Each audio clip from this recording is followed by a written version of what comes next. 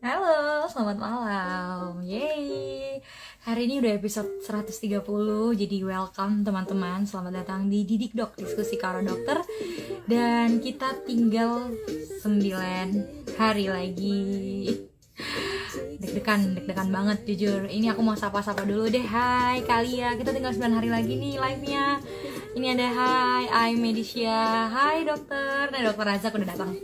Oke deh. Nah, malam hari ini setengah 10 malam banget ya. Mungkin masih ada yang baru kerja setelah libur panjang, yang masih di jalan. Jakarta udah mulai rame. Emang udah rame sih. Hati-hati di jalan. Dan malam hari ini kita seru banget. Kita akan ngobrolin soal pembiusan dalam kesehatan, atau teman-teman tahu anestesi gitu ya. Nah, kita kan ngobrol sama dokter spesialis anestesi juga. Nah, banyak banget sih pertanyaan yang aku pengen tanyain malam hari ini. So, udah gak sabar kita langsung sambungkan ke dokter Razak aja. Let's go.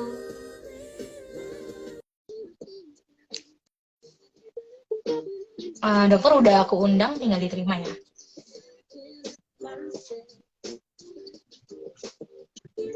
Hai dok, kameranya kamera belakang boleh diganti dulu.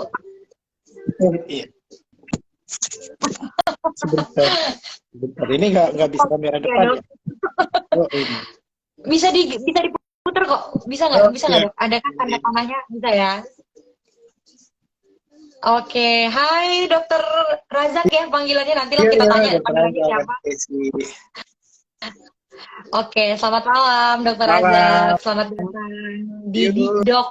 Jadi diskusi karo dokter, terima kasih banyak dokter tadi bilang baru sampai rumah jam-jam 9 ya teman-teman. Iya. Jadi ini juga ada urgensi, tadi saya juga baru tanya dokter, dan terima kasih ya dok sekali lagi mau Sama-sama. menolong live Instagram maraton yang malam hari ini. Thank you. Yuk, Dokter sama-sama. Yuk. dan teman-temannya dari Dokter Razak, hai, selamat datang. Jadi mungkin yang belum tahu, Dikdok ini adalah diskusi karo dokter. Jadi intinya kita mau pakai Instagram Live sebagai pengantar informasi dengan cara yang santai. Jadi kita lagi ada program 100 hari Instagram Live, dan by the way dok, tinggal 9 hari lagi loh dok. Jadi dokter ini di 10 episode terakhir nih, Dokter Razak Oh, masuk nih. sih. Kita kenalan dulu nih. Nah, kita mau, ini juga topik perdana dokter spesialis anestesi yang mengisi di Dikdok sepanjang berdiri selama 2 tahun hampir. Nah, saya udah pingin banget nih ngobrol soal anestesi, sebenarnya akhirnya malam ini ada. Kita kenalan Siap. dulu sama dokter Siap. Razak ini. Saya juga belum kenal. Silahkan dokter kenalin diri dulu. Gimana Oke. kesibukannya? Halo, ini panggilnya apa ya? Para viewersnya? Um, Sahabat Dikdok uh, atau apa ya? Dikdok, sobat Dikdok aja dok. Oh, sahabat Dikdok. Halo. Perkenalkan saya Dr. Raza Kusin, spesial anestesiologi dan terapi intensif. Kebetulan saya bekerja di Rumah Sakit Ibu dan Anak Bina Medika Bintaro di Tangerang Selatan. Saya pendidikan dokter di Universitas Islam Sumatera Utara Medan dan pendidikan Oh, spesialis di Universitas Sumatera Utara Medan. Saat ini selain di RCA Bina Medika, saya lagi menjalani program pendidikan SP2 konsultan manajemen nyeri di Makassar. wede, jauh banget ke Makassar nih dok. Iya, cuma Apa ada ada satu cuma di center soalnya Makassar? di Indonesia. Oh, sih, pindah-pindah dari Mm-mm. Sumatera Utara sekolahnya, ngambil spesialisnya juga, tapi beda kampus. Lalu sekarang lagi Iya, praktek offline-nya di Bintaro ya, Rumah Sakit Ibu baru dan Anak. benar.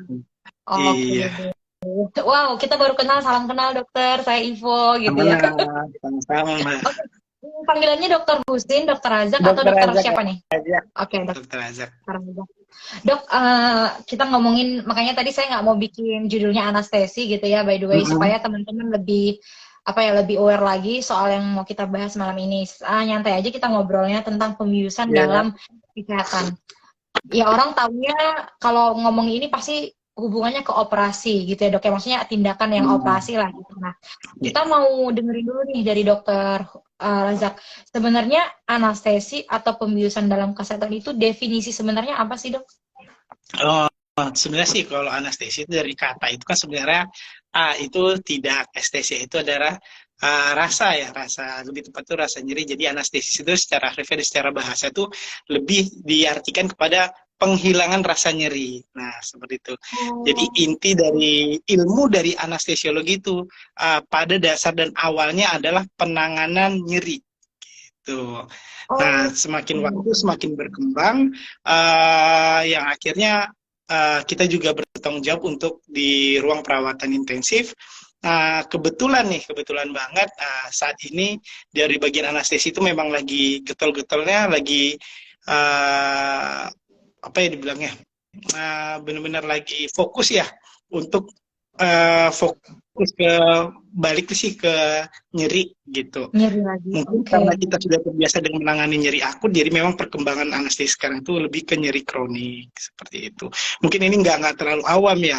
Mungkin Iya, iya. dan kebetulan saya juga lagi mendalami konsultan manajemen nyeri, jadi mungkin berkonsentrasi di penanganan nyeri seperti itu. Oke. Berarti ini teman-teman ini bagus juga ya. Maksudnya kalau teman-teman mungkin cuma tahu, oh dokter anestesi itu dokter operasi. Kadang orang tahu cuma itu doang ya, Dok. Maksudnya akhirnya dokter hari ini memberi informasi kalau basicnya adalah penanganan rasa nyeri gitu Iya. ya. Oke.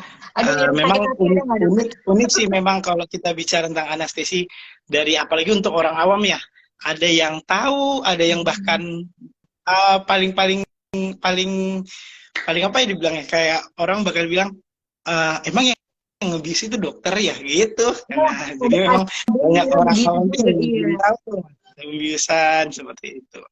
Oke, Uh, oke. Seru nih. Juga mungkin kendalanya juga bukan kendala ya, Dok. Mungkin karena memang dokter spesialis anestesi ini mungkin memang uh, untuk menemuinya tidak semudah kita menjumpai misal dokter-dokter di vaskes lainnya gitu. Jadi mungkin makanya kayak ya mungkin yang pernah melakukan tindakan atau ada perencanaan mungkin akan ketemu sama dokter anestesi. Setelahnya nggak tahu tuh kalau ada dokter anestesi sebenarnya.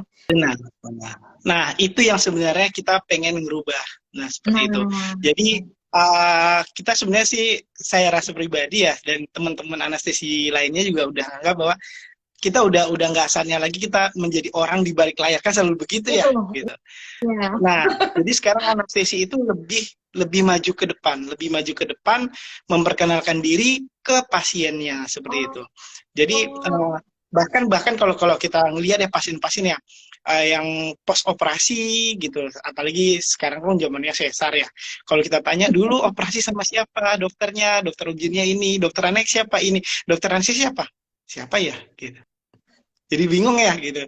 Nah, ini saatnya kita udah lebih maju ke depan karena suka atau enggak masalah nyeri itu sekarang udah menjadi concern tersendiri gitu. Jadi jujur aja selama saya menangani pasien juga konsep dari operasi kebetulan saya di rumah sakit ibu dan anak ya mungkin paling banyak sesar ya, bahkan di Indonesia juga memang sesar paling banyak. Justru harapan pasien itu bukan cuman ya kita tahu dulu tuh zamannya operasi itu cuman aku hidup, bayiku hidup, ya udah seperti itu. Tapi sekarang kan pasien dituntut untuk recovery lebih cepat, untuk gimana mau recovery lebih cepat kalau masih ada nyeri di situ. Jadi pemikiran kita tentang penghilangan rasa nyeri selama operasi itu lebih dapat dilanjutin ke habis operasinya kalau bisa dengan minimal nyeri dong gitu. Nah, dikarenakan nih, ini salah satu keunikan nih, dikarenakan yang namanya nyeri itu bersifat perspektif banget gitu. Jadi subjektivitas pasien sangat berpengaruh. Otomatis ini simple ya gitu. Ini ada pasien yang zaman dulu ya kita bilang terus duduk di kamar operasi, tiba-tiba udah di kamar operasi nih, terus tiba-tiba datang nongol tuh cowok dokternya di belakang, ibu siap-siap ya disuntik, itu pasti nyeri. Dibandingin dengan pasien yang ketemu dokter anestesinya di poli, udah kenalan, oh ini dokter gue nih, dokter gue nih. Dan di kamar operasi dia udah kenal dan dia lebih trust pada pasiennya, pada dokternya, dan rasa nyeri itu secara ajaib juga berkurang. Kenapa? Karena dia ngerasa dia kenal nih, gitu. Jadi subjektivitas sangat mempengaruhi persepsi terhadap rasa nyeri. Wow. Jadi sudah saatnya anestesi itu maju ke depan dan ya kita mulai menyapa pasien. Wow, semangat-semangat dok, seru nih ngobrolinnya kayaknya, aduh cukup banyak waktunya. Oke, dok saya lanjut nih, karena tadi saya senang dokter udah kasih dasarnya dulu kayak ternyata anestesi itu apa tadi ya, penanganan rasa nyeri. Nah, kita kan taunya tadi termasuk dalam judul saya tulisnya pembiusan. Sebenarnya Mm-mm. dok, penanganan rasa nyeri dalam bidang dokter anestesi ini apakah bentuknya dalam pembiusan atau sebenarnya ada story lainnya? Eh, memang pada saat ini mungkin yang tren yang secara awam lah, kita memang dikenal sebagai dokter anestesi, dokter bius gitu, hanya menghilangkan nyeri untuk nyeri-nyeri akut, apalagi nyeri-nyeri yang Hmm, di selama operasi gitu. Selama operasi, ini ada pasien oke-oke aja, dia bakal dioperasi nih, bakal menimbulkan rasa nyeri akut yang sangat hebat. Nah, kita di situ datang untuk menghilangkan rasa nyerinya sehingga operasi berjalan lancar seperti itu. Tapi semakin berkembangnya, nah supaya kita nggak ngeluas kemana-mana ya, karena kita tahu anestesi ngeliputin IGD, ngeliputin ICU dan lainnya, kita fokus ke masalah rasa nyeri aja. Nah, dikarenakan, nah rasa nyeri ini makin berkembang, jadi rasa nyeri itu tidak hanya berbicara tentang nyeri akut. Contoh-contoh oke, nyeri akut seperti gimana? ini. Ada pasien datang ke IGD, patah kaki, terus dijadwalin operasi. Ntar malamnya, terus di IGD dia ngapain? Oh iya, iya. Nyeri Iya banget dok. dong. Nah, di situ kita hadir, mau Oh, kapan operasi? 12 jam lagi dok, oke, saya hilangin dulu nyerinya ya sekarang. Oh, pasien oh, senang. oke oke, bener-bener. Kita blok dulu pasiennya, dan nyerinya hilang. Untuk ngejalanin waktu operasinya, ya oke-oke aja, gitu. Oh sekarang udah kayak gitu ya dok ya, bagus Iya banget ya dong. kalau kayak gitu ya maksudnya. Kita Oh, penanganan benar-benar preoperatif ya, dari preoperasi, operasi ah, dan iya. post operasi. Apalagi mungkin saya sedikit ngerujuk ke rumah sakit saya. Rumah sakit saya kan kebetulan rumah sakit ibu dan anak, Boleh dok. yang saya bilang lagi post operasi sesar itu lumayan tinggi ya. Dan harapan-harapan pasien post operasi itu kan dengan rentang usia di bawah 40 tahun, bahkan di bawah 30 tahun, yang masih mempunyai rasa nyeri, yang ambang rasa nyeri yang cukup Tinggi tinggi nih gitu. ya. Jadi mereka benar-benar ngarapin itu, apalagi kalau pernah tahu ya, kalau pernah tahu tuh sekarang kan lagi booming zaman-zaman enhanced recovery after C-section ya, di Iya mana ya. pasien itu dipaksa jalan. Nah, jadi konsep dari ERAC sendiri, enhanced recovery, itu adalah early feeding dan early mobilisasi. Early feeding sih oke, early mobilisasi. Kalau dulu nih kita 24 jam pasien baru baru diperkenankan untuk duduk, sekarang pasien 8 jam dipaksa jalan nih. Otomatis rasa nyerinya hebat banget. Jadi zamannya enhanced recovery sekarang dengan yang dulu lebih sakit dari yang sekarang dong. Iya Nah, iya iya. tapi dengan hadirnya anestesi di sini bisa memfasilitasi pasien meskipun 8 jam habis operasi, kita Iya. tahu lah obat bius cuma habis 2-3 jam, dia masih mempunyai kemampuan untuk jalan dengan minimal rasa nyeri.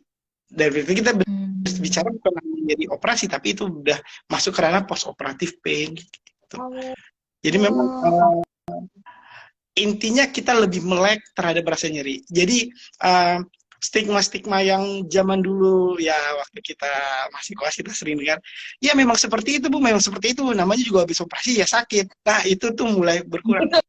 Karena kita harapin oke oke. itu rasa nyeri itu adalah hak pasien.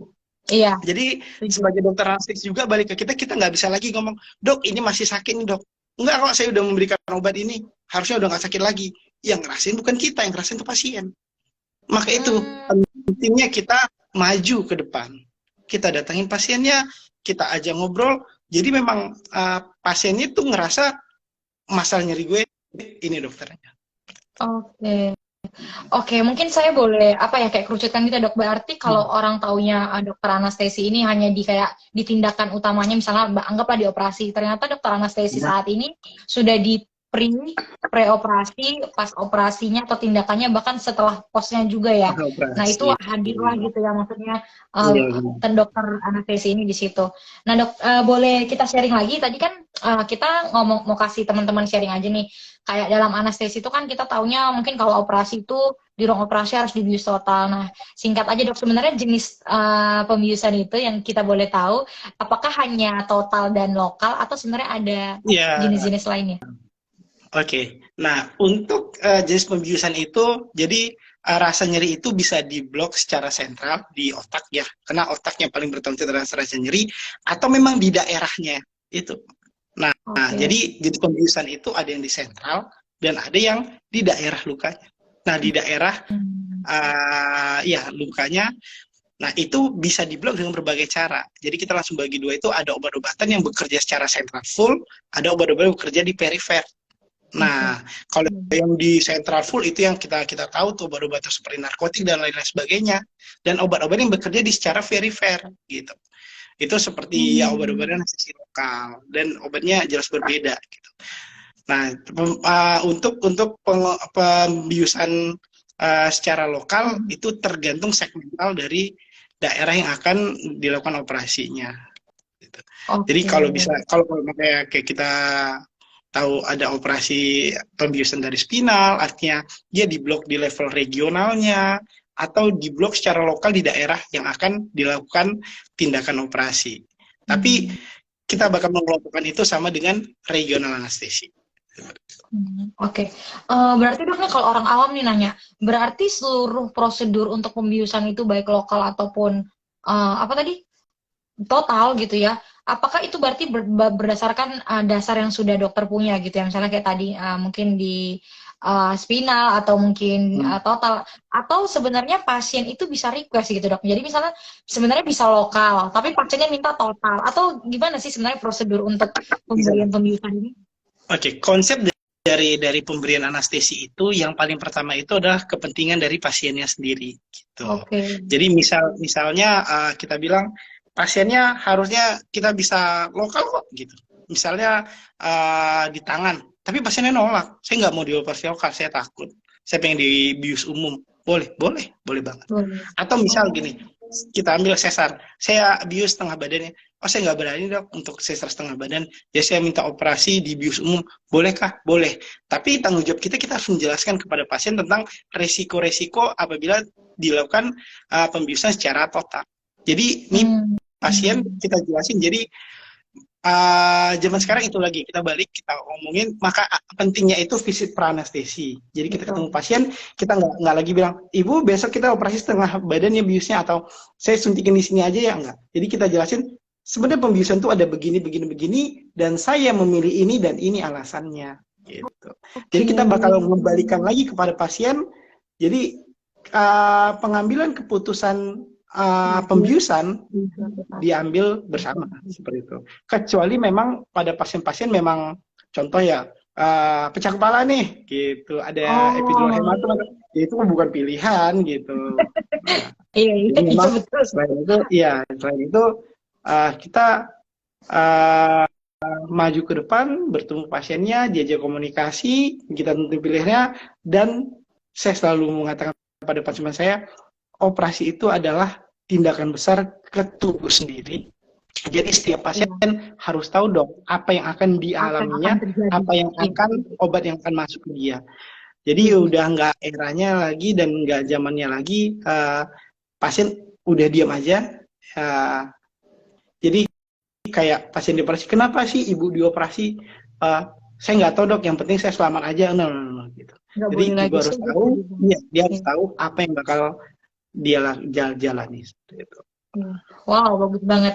Dok, lagi dok, nih orang awam lagi nih misalnya nanya nih kayak kalau secara apa ya, secara logika apa sih yang terjadi di tubuh gitu ya saat dokter anestesi membiuskan?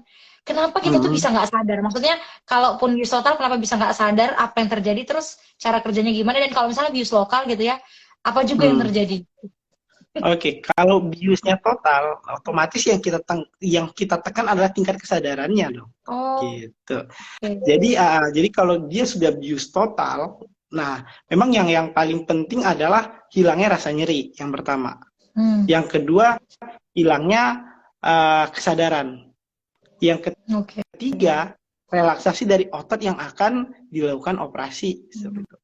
Oke. Ya, contoh misalnya pasien dioperasi di tangan, dia nggak nyeri, terus dia nggak sadar, tapi begitu saya dia gerak, ya nggak oke juga gitu.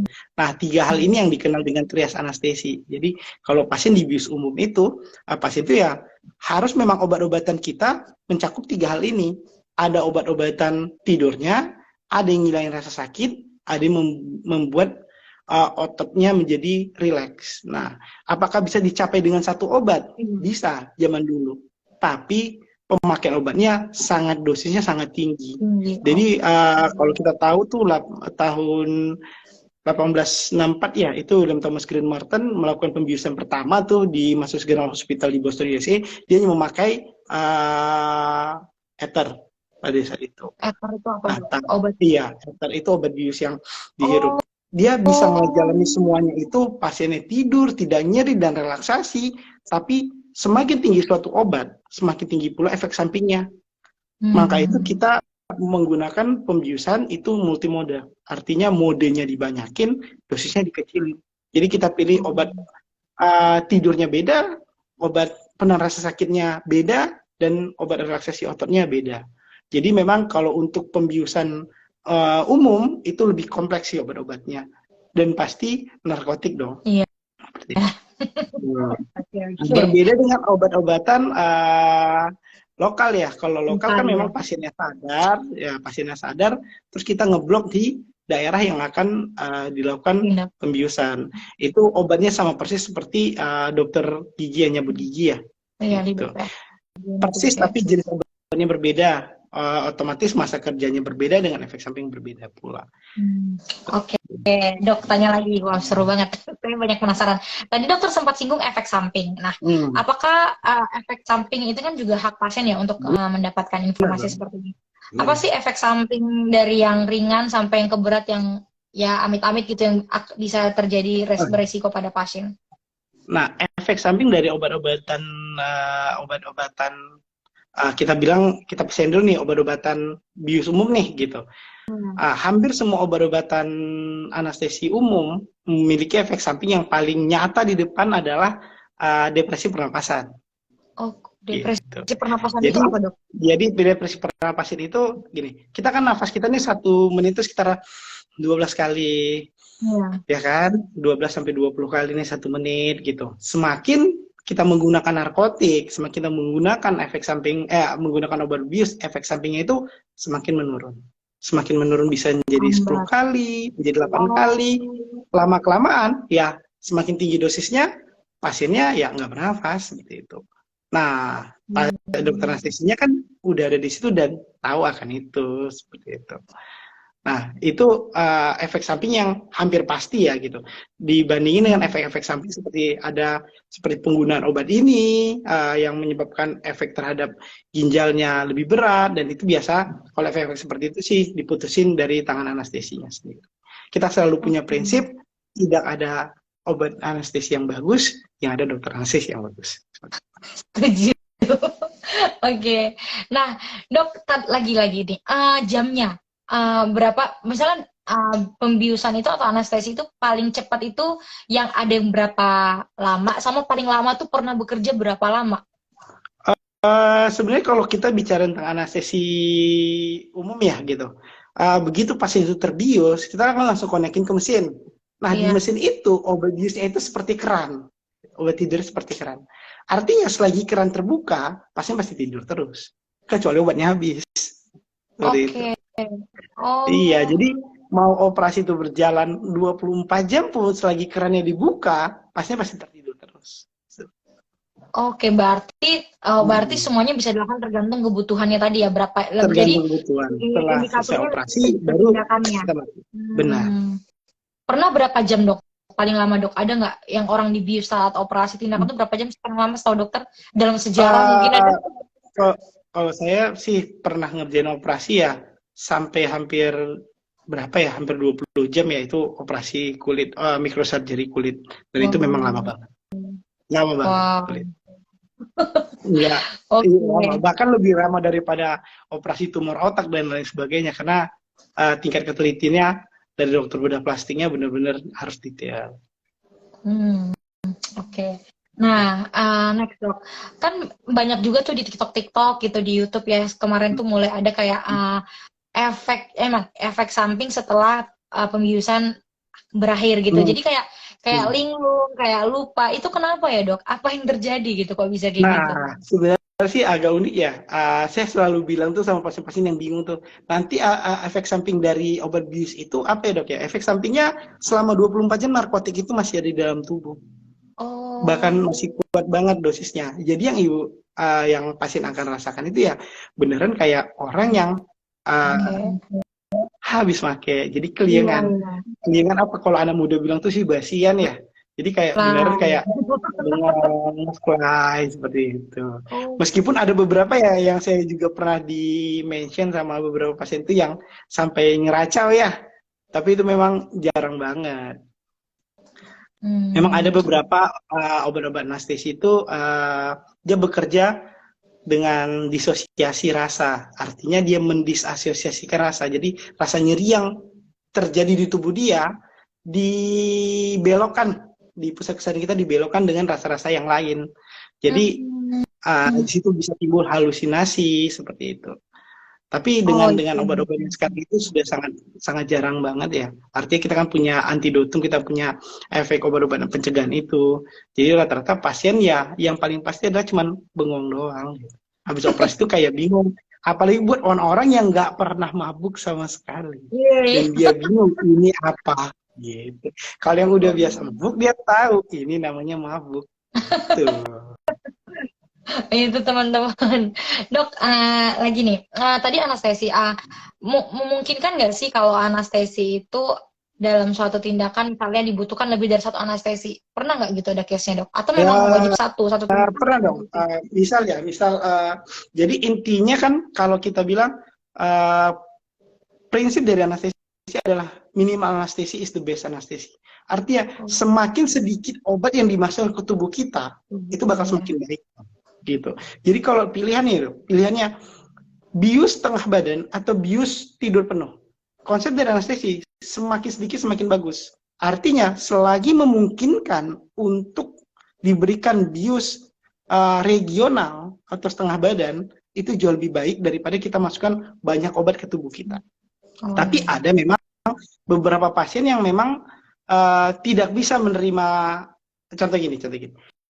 Anak kecil deh, dia mau operasi di bagian bawah pusar, di spinal. Kalau orang dewasa di spinal. Kalau anak misal umur 7 tahun gimana? Nggak Iya. mungkin dong. Gitu. Jadi gimana? Dikombin. Artinya dikombinasi pasiennya ditidurkan dulu, setelah tidur baru kita bius spinal anaknya. Jadi nanti pasien itu tetap kita bius umum, tapi dengan obat yang tadi kalau kita ingat tadi obat-obatan tuh ada banyak, kita cuma pakai obat tidurnya doang aja. Karena bagian bawah udah dapat obat regional anestesinya. Jadi di bawah dioperasi dia nggak sakit sama sekali karena obat regional anestesi supaya dia nggak panik dan terbangun. Kita cuma bius di atas itu pakai obat tidur doang. Jadi kombinasi. Oke. Wow, dapat lagi ya, Dok. Dari saya mungkin ini terakhir. Kan kalau obat gitu ya, itu kan maksudnya anestesi itu kan juga termasuk kayak obat ya, Dok ya, yang Iya. diberikan ke tubuh. Kalau obat kadang kita ada kayak tergantung sama mungkin pasiennya ada yang alergi, maksudnya ada respon dari tubuh. Nah, apakah Benar. anestesi tidak memerlukan kayak tadi data alergi atau dan lain-lain? Apakah itu pasti mutlak cocok untuk tubuh siapapun? Benar. Untuk alergi obat-obatan ya, artinya beberapa pasien tuh banyak yang alergi, apalagi zaman sekarang yang banyak banget alergi. Iya. Tapi memang untuk obat-obatan alergi itu biasanya penyebab paling sering itu kan kita kan udah sesuai data juga, evidence based dan pengalaman juga. Untuk obat pembiusan itu sangat sangat jarang, bahkan saya belum pernah ketemu sama pasien-pasien yang punya efek samping langsung dengan obat-obatan general anestesi. Dan kita tahu narkotik itu sangat sangat kecil kemungkinan untuk menyebabkan alergi, sangat kecil kemungkinannya. Bahkan beberapa pasien yang alergi bahkan paracetamol, NSAID, tramadol dan segalanya obat-obatan, ya pilihan terbaik buat dia adalah ya obat-obatan narkotik gitu. Tapi kalaupun itu terjadi alergi, ya alergi yang paling kita takut sebenarnya apa sih gitu dari pasien. Nah, kita tahu yang namanya alergi itu kan sebenarnya tuh peradangan. Nah, kalau di kulit mah enak ya, cuman bengkak doang ya gitu. Nah, kalau dia bengkaknya di saluran nafas gimana? Kan itu jadi masalah. Nah, itu yang dikenal dengan asma ya. Jadi untuk mencegah itu setiap dokter anestesi pasti punya emergency kit di belakangnya. Jadi sehebat-hebatnya dokter anestesi itu yang bukan yang benar-benar mulus gitu. Tapi dokter anestesi itu kalau ada apa-apa dia siap kuda-kudanya seperti itu. Wow, seru banget. Oke, dok, ini kayaknya fansnya dokter banyak nih. Dokter panggilannya dokter Nabe ya, dipanggil Nabe semua nih. Ini banyak nih, memang kalau Nabe sudah tahu sih ya anestesi. Wah, ini dokter andalan, my favorite doctor. Ini ada yang bilang, wah ini kayaknya ini ya banyak fansnya dokter Razak Iya. nih kayaknya. Teman-teman lamanya nih, idola IGD ICU Kota Medan. Waduh, Aduh. hidup Medan. Dok, ini tadi ada pertanyaan. Oh, mungkin ini tadi juga dokter udah singgung sih. Cuman mungkin ini juga yang banyak terjadi di masyarakat awam ya, percaya hal kayak gini. Misalnya dia bilang nih, jadi ingat film Ghost Town gitu, Gegara minta dibius total sewaktu operasi, si pasien mati 7 menit, habis itu hidup lagi. Terus bisa lihat nanti itu bener nggak sih kejadian nggak dok? Maksudnya ini kan kadang cerita-cerita di masyarakat yang terjadi. Ini gimana kalau ada yang kayak gini? Enggak sih ya, karena saya juga jarang nonton film ya, jadi juga nggak tahu nih ya film apa. Tapi ya enggak sih, belum pernah ada manusia yang meninggal terus hidup lagi tuh, belum pernah ada sama sekali. Ya, benar. Jadi tapi mungkin ada satu film saya juga sebenarnya jujur ya, saya belum pernah nonton filmnya, tapi saya cuma dengar itu kalau tahu ada film namanya Awake.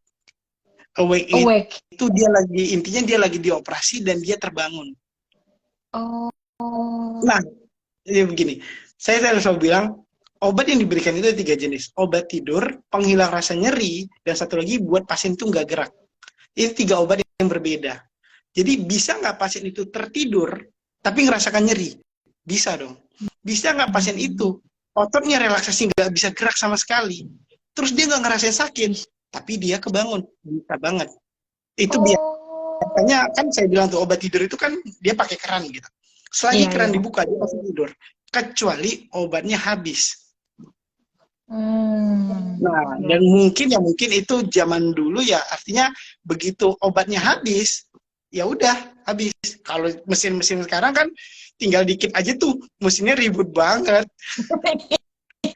Jadi untuk terjadi miss begitu tuh lebih minimal zaman sekarang. Jadi kalau beberapa mesin anestesi zaman dulu seperti itu. Jadi mau obat habis ya nggak ada kejadian nih, diam-diam aja mesinnya gitu. Karena mesinnya full manual kan gitu. Jadi beneran ya pasien itu tidak bisa rasa sakit sama sekali, tidak bisa gerak, bahkan buka mata aja nggak bisa, tapi pasiennya sadar. Gitu. Mungkin nggak itu terjadi? Mungkin. Oke. Coba nanti guys kita tonton filmnya Awake gitu ya. Coba ntar saya cari Netflix ada kali ya. Dok, last statement nih dari Dokter Razak. Kita udah ngobrol udah lewat banget jam 10 guys. Aku takut nih dimarahin nanti sama keluarganya Dokter Razak. Terakhir, saya senang banget ngobrol sama Dokter Razak malam ini karena dokter memberikan banyak informasi. Jadi kita tadi yang saya tangkap memang banyak banget hal yang mungkin dokter dan rekan-rekan sejawat inginkan itu juga terjadi gitu di masyarakat. Nah, dokter bisa sampaikan apa sih ke kita malam hari ini yang nonton? Mungkin harapan dokter sama mungkin not penting untuk orang-orang yang memang nanti persiapan ingin tindakan dan akan ketemu sama dokter anestesi. Mungkin mungkin paling pertama yang saya pengen tekankan, kita dari dokter anestesi nih ya, kita dokter anestesi udah saatnya nggak jadi orang di balik layar lagi nih. Kita maju ke depan, kita sapa pasien kita, ternyata kita bukan cuma dibutuhkan sama dokter bedah kok. Ternyata kita nih dibutuhin juga kok sama pasien gitu. Jadi dan pasien juga seperti itu. Dia lebih buka mata nih gitu. Dia lebih buka mata bahwa ada loh dokter-dokter yang lain gitu. Selain dokter operatornya di situ gitu. Apalagi masalah rasa nyeri itu zaman sekarang kan bukan suatu yang bisa dimaklumi gitu. Apalagi sekarang tuh ada pembanding. Kok teman gue nggak sakit, kok gue sakit? Nah, jadi yang paling penting buat pasien adalah ya balik lagi ya. Setiap pasien itu harus, saya selalu bilang itu pilih dokternya seperti itu. Kita harus milih dokternya. Memang sampai sekarang dokter anestesi itu memang jarang bisa dipilih ya. Artinya kita bisa tahu dari perjalanan rumah sakitnya. Jadi seperti itu. Jadi udah nggak zaman lagi buat pasien, ya udah terserah dok, yang penting saya sembuh, saya terserah apapun pilihannya. No, no, no. Udah. Operasi adalah hal yang besar yang akan diberikan ke tubuh kita. Ya, kita harus pintar meyakinkan orang yang tepat yang akan mengerjakan tubuh kita. Seperti itu. Oke, wow, teman-teman saya setuju banget. Jadi saya jujur ya dok, maksudnya amit-amit gitu ya, belum pernah ya, operasi atau apapun gitu ya. Jadi kayak saya belum pernah ngerasain gimana dibius total Sama gitu. Cuman ya saya juga tidak pernah sama sekali. dokter aja belum. Kayak kata dokter Azak saya setuju, guys. Sekarang itu kita jangan cuma iya aja. Apa yang dilakukan itu ke tubuh kita gitu loh. Jadi kita wajib cari tahu sebaik-baiknya dan sebanyak-banyaknya. Oke deh, ini teman-temannya Dokter Azak, terima kasih ya udah seru-seruan malam ini. Dokter Azak makasih banyak sharingnya. Kita udah lewat banget jamnya malam ini. Seru banget dokter, saya doain semoga sekolahnya lancar. Semoga nanti Sama-sama. punya kesempatan lagi kita bisa ngobrol-ngobrol soal anestesi lagi karena banyak banget masih yang pengen saya tanyain. Benar. Sia-sia. Oke, teman-teman makasih banyak yang udah nonton. Ini teman kecilnya dokter. Oh, ini ada nih dari Riki, teman kecil. Hai Kak Riki. Salam dari Jakarta. Oke, teman-teman besok kita masih ada live Instagram lagi, maratonnya. Jadi jangan kemana-mana, ketemu besok malam. Kalau gitu saya Dokter Razak pamit. Terima kasih semuanya. Terima kasih. Selamat malam. Yuk.